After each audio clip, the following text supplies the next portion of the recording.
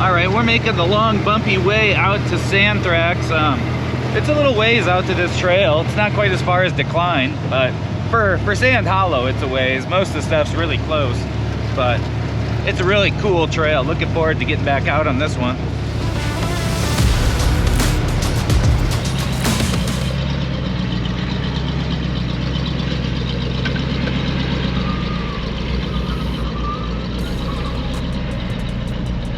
All right, so here's the first real obstacle along the trail.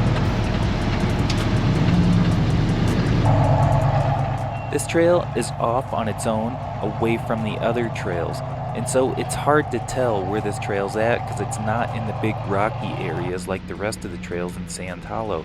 It's more down in a wash out in the desert. But once you start up this trail, it's full of all kinds of cool wedges and cracks.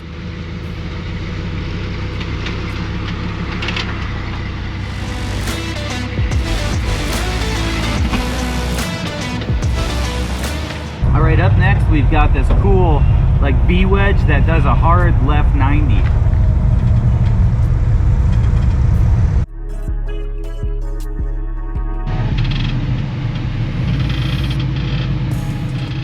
Now this next spot can be a little intimidating to look at. Starts off with this big wedge that makes a hard left 90.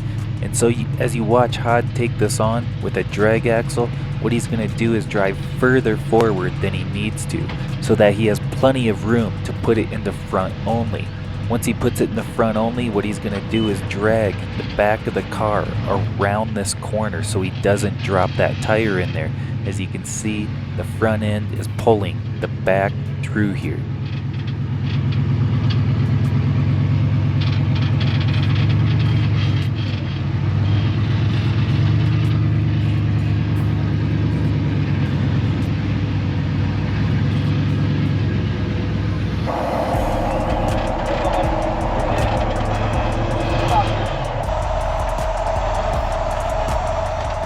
Now as I start working my way up, I'm running that cheater axle in the rear. So if I start dropping that tire down there, all I have to do is turn it rear passenger to get it to level back out.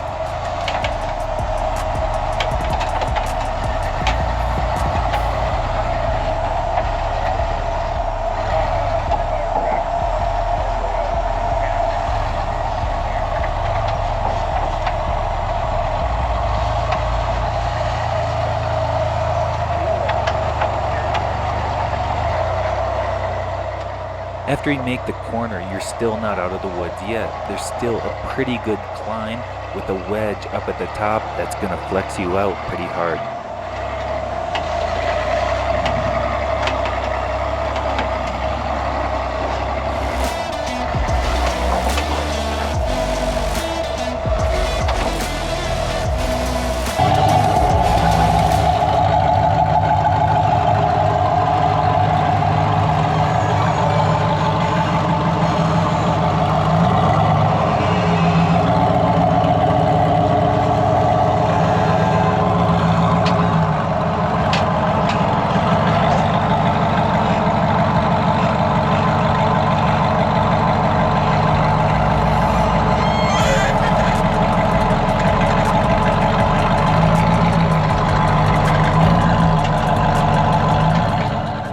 As Kevin was rounding the corner, he dropped the back rear passenger side down into that hole. Now this is a perfect example of using rear only or rear dig to get back out of this situation and get that car back leveled up on this wall.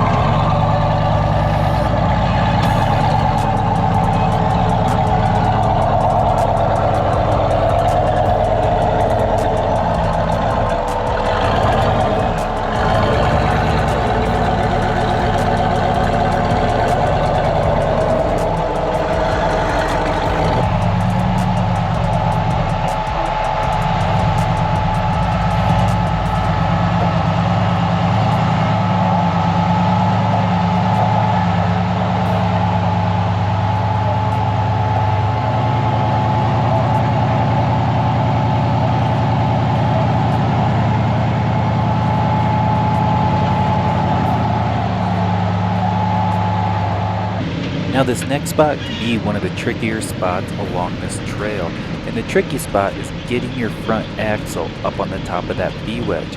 You can see under Tony's back rear tire there's a big undercut, and that spot can really trip you up.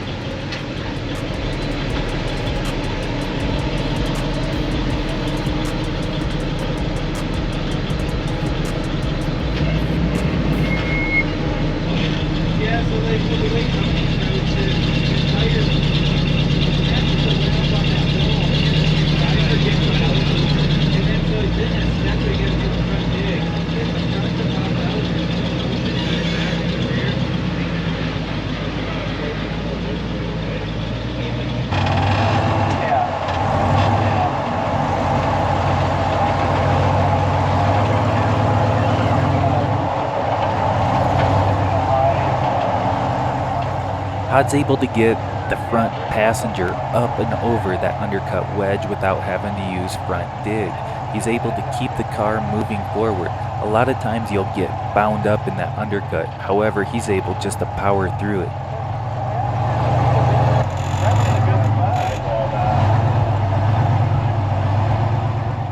Right before the rear passenger tire starts to climb, you can see how huge that hole is. It's completely swallowing a 43-inch tire.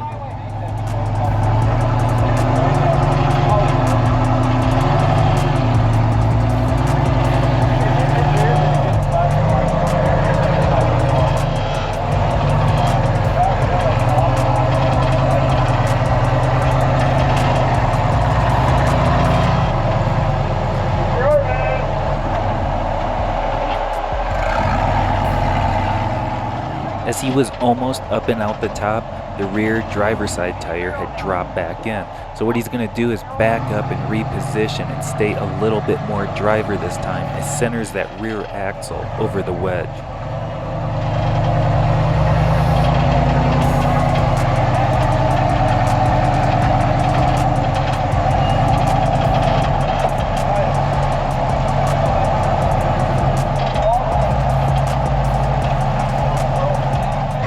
Now it's my turn. What I do is I push the front of the car right up into that wedge, and then I disengage the rear axle so it's in front only.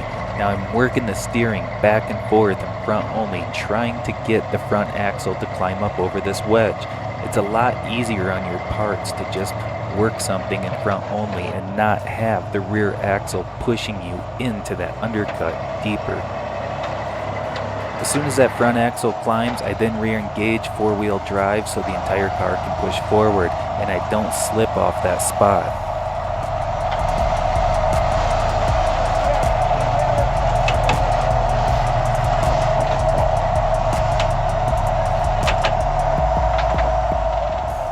You can see the undercut on the rear passenger side is pretty big. I have to be careful right here so it doesn't pull the car over, or I get that tire stuck under that wedge. So I work it really slow, taking my time, trying to get that rear tire to climb that undercut wedge.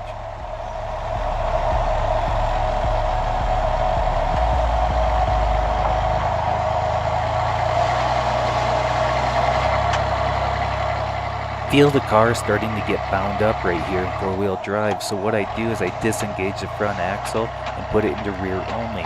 What this is going to do is allow that rear axle to climb up and out of there without the front pulling me deeper into that hole.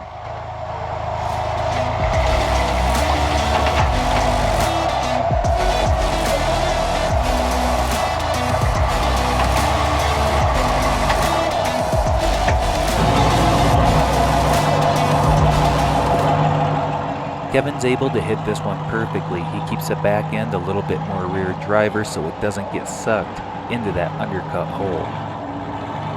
If you made it this far into the video and like this sort of content, please consider subscribing to the channel. Also, don't forget to leave a comment. Let us know what you think. And don't forget to hit that like button. We appreciate the support.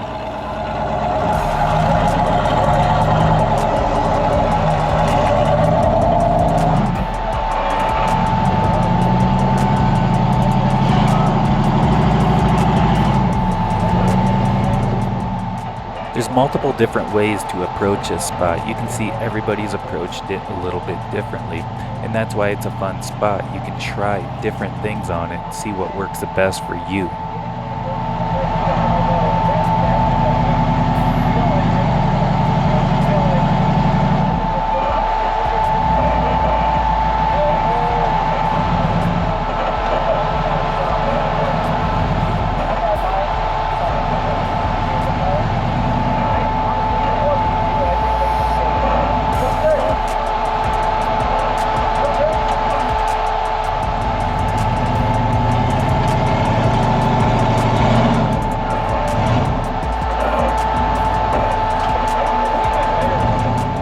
John finds himself in a similar spot that I was in. Everything's getting kind of bound up, so what he does is put it in the rear only, and then it allows the back end of the car to pop up over that big undercut wedge.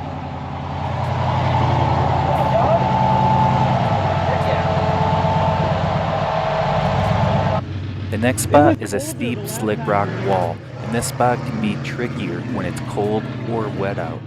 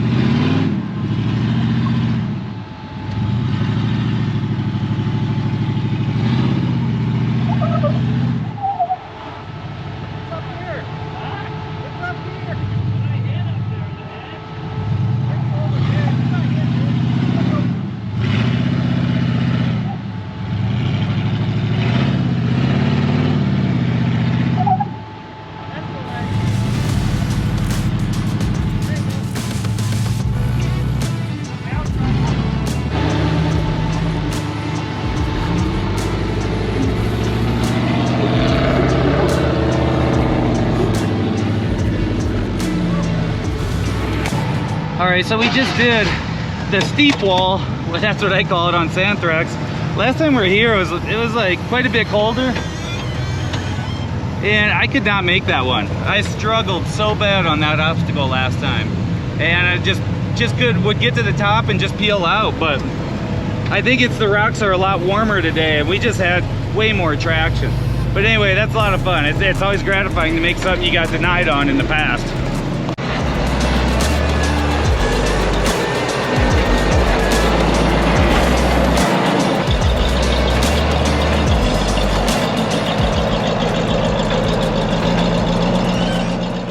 Now this is the last obstacle along the way on this trail, and this spot is trickier than it looks.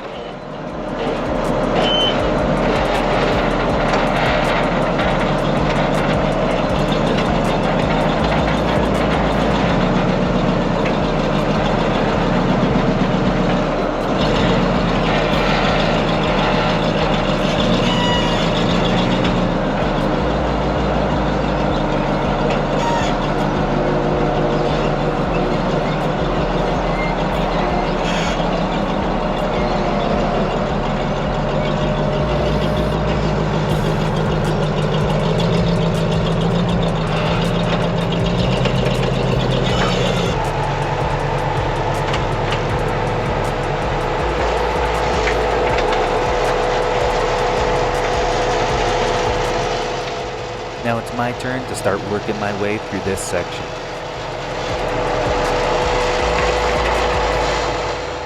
Now just having a little bit of rear steer on this obstacle, you don't need a lot, is very nice because you can see right here how I'm keeping that rear of the buggy centered on that V-wedge. Without rear steer, it's really hard to do, and it's very easy to drop a tire down into that hole.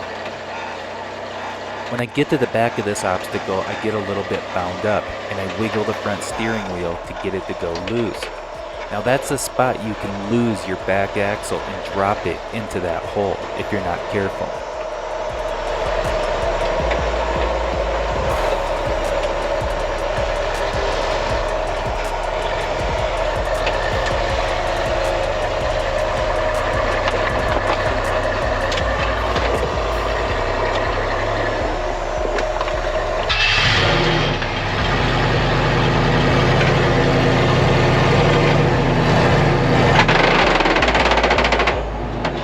As Hod starts getting up to the exit, we hear that sound nobody wants to hear. Unfortunately, he lost a front outer stub shaft.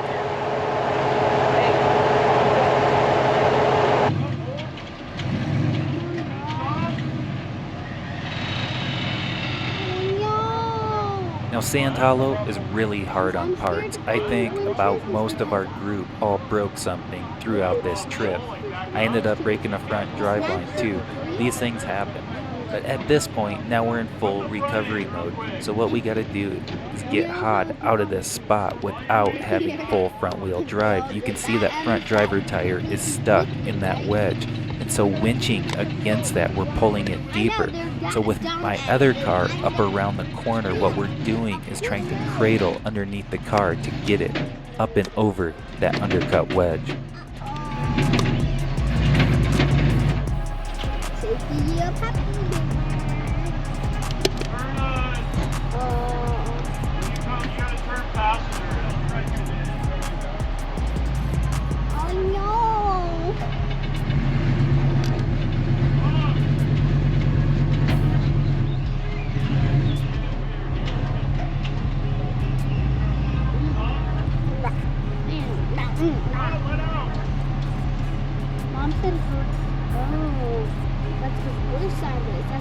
Once we get the front of the car up and out of that hole, now we only need the one winch to pull the back of the car over. But basically we used my winch to go under the axle to help pull up on it. These are some of the things you have to do in these positions, is get really creative.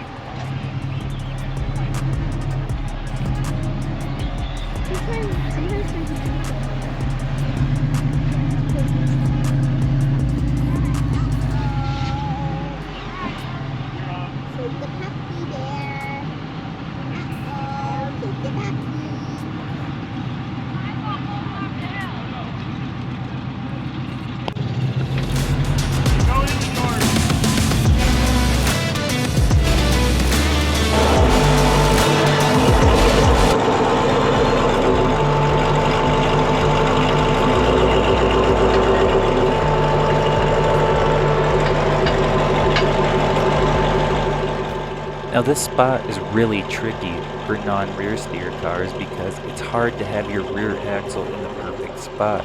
You can see here, if it's not just perfect, it'll start to fall in the hole, either on the driver's side or on the passenger side. And Kevin does a great job just staying patient and working it and finding the exact spot this car needs to be in. You can keep it hanging like right there. You're up on it.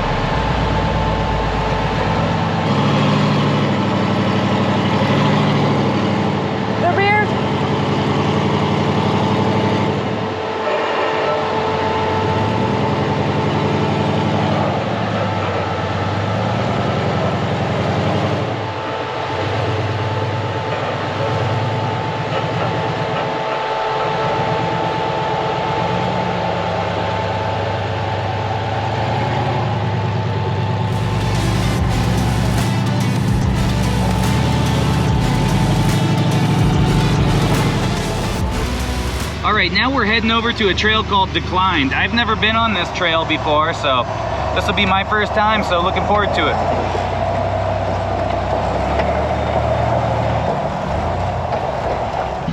As we make our way over to Declined and start heading our way up, we're making our way towards the namesake obstacle.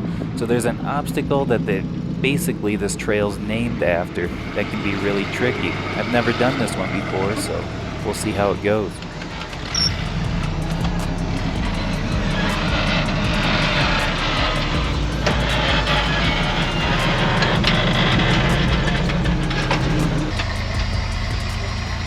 After Tony makes it through this spot, now it's my turn. And what it is basically a large wedge. You can see right here as I'm just trying to get lined up on it. It's kind of a weird spot. Now what makes this spot tricky is in front of my right front passenger tire there's a rock that sticks up. That all 4 tires are climbing, and because that one rock's sticking up, it ruins your momentum. So I'm going to have to keep working it till I can find a way to squeeze past that rock.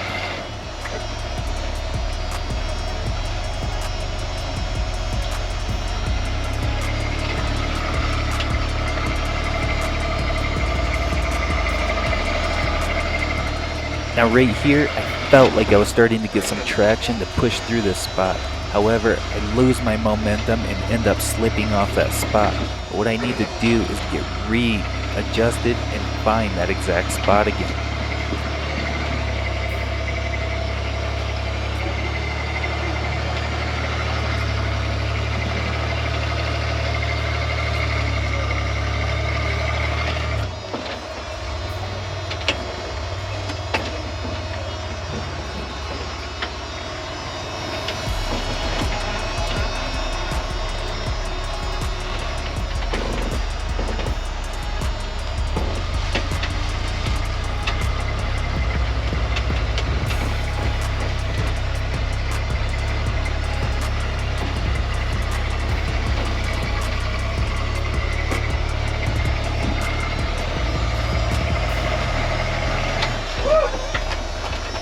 After several minutes of working it, I'm able to finally squeeze past that rock that was on the front driver's side that was keeping me from going forward. What you got there, Maddie? A castle. A castle? That's cool. What are you doing, Ems? Climbing. You're rock crawling? Yeah. In Crocs? Is this snake pit? Yeah. You think cars go up here? Yeah. Is there actual snakes here? I don't know. Maybe. Is Dad gonna try it? Yeah. Yeah, it's pretty big, huh? This spot wasn't quite the snake pit just yet. What it was a big Z-turn type obstacle. So you got to get going up this spot and then make a hard turn as you get closer to the top.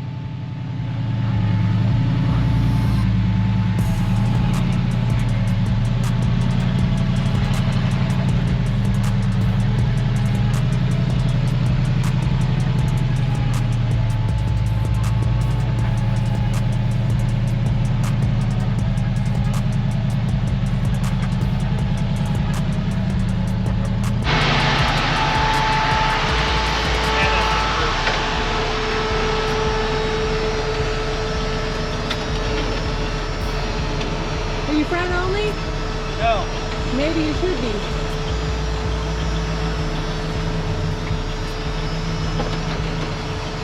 Now the next notable spot is called the snake pit. And so we start dropping down into this hole. And where Tony's at, you can go forward from there, and that's the main line out of here. Or you can go left to where Tony's at, and there's a big, steep, kind of horsepower type wall to get as an optional line out of this.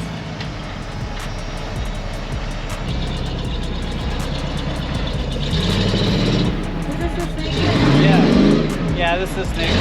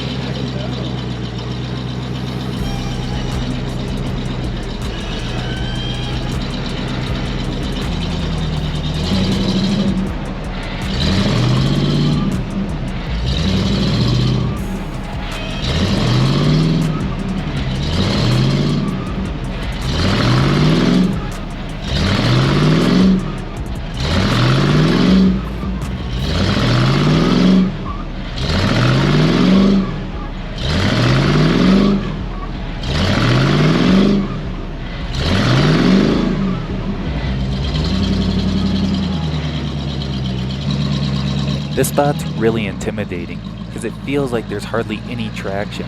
Most things in Sandhollow have a ton of traction, but this spot's really slick.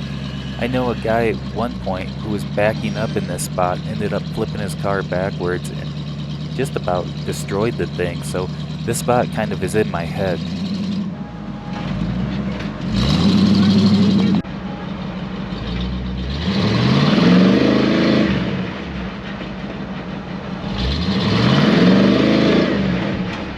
How much dollars and tires do you think Tony left over there?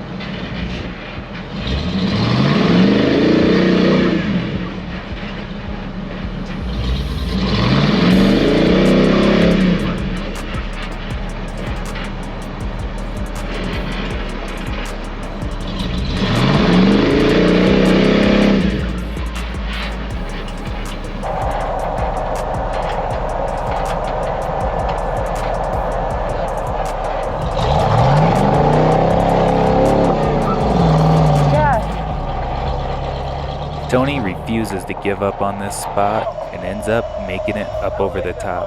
I gotta admit, I wasn't really feeling this one. I'm not much of a skinny pedal person, so I opt for the main route back out of here.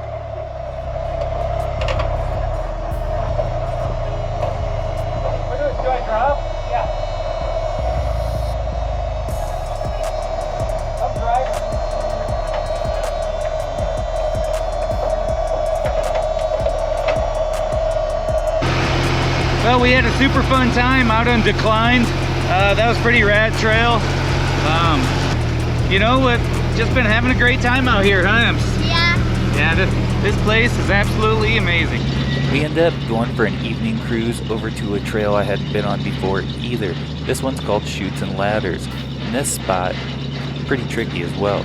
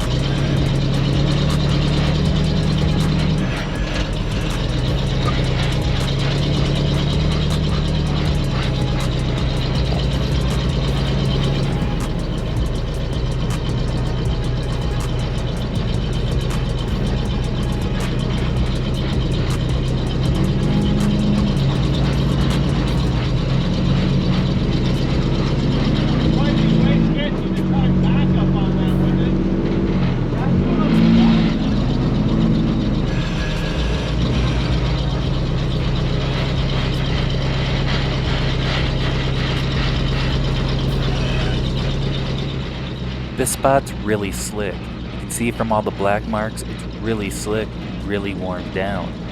But Tony does a great job at just staying consistent and working it, trying to find the spot that's going to give him enough traction.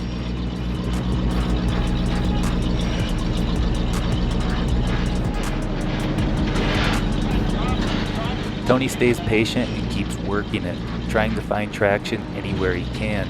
Eventually he finds that spot that just has enough traction to pull him up and through this wedge.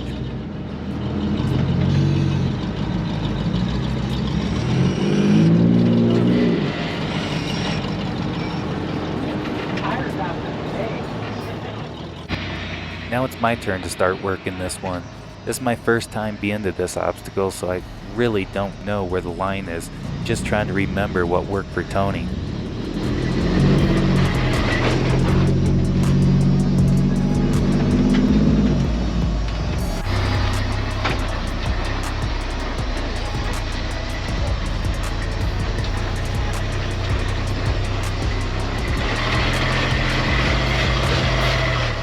I needed to get the back axle up on that bump. I feel like that would have put me in a better position, so what I thought I should do was back up a little bit and just bump over that lower spot.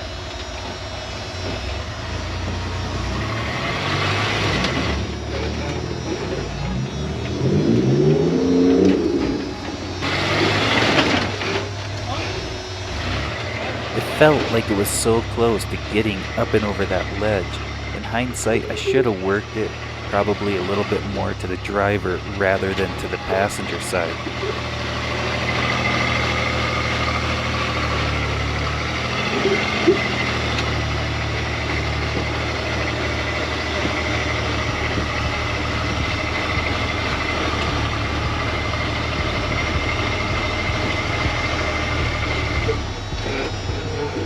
Now I broke my own rule right here. Instead of staying patient and keep trying to work it, I end up trying to bump it even a little bit harder.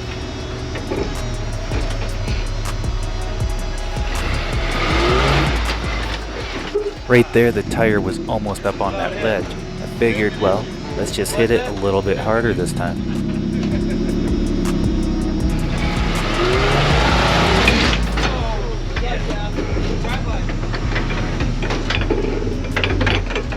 Turns out my front driveline didn't like that and decided to leave the chat. It wasn't the worst break that could have ever happened. It was just a broken weld, so probably had fatigued over time. Well, it happens. Lost the cracked the weld on the front driveline. It's not enough penetration. But that's the way it goes.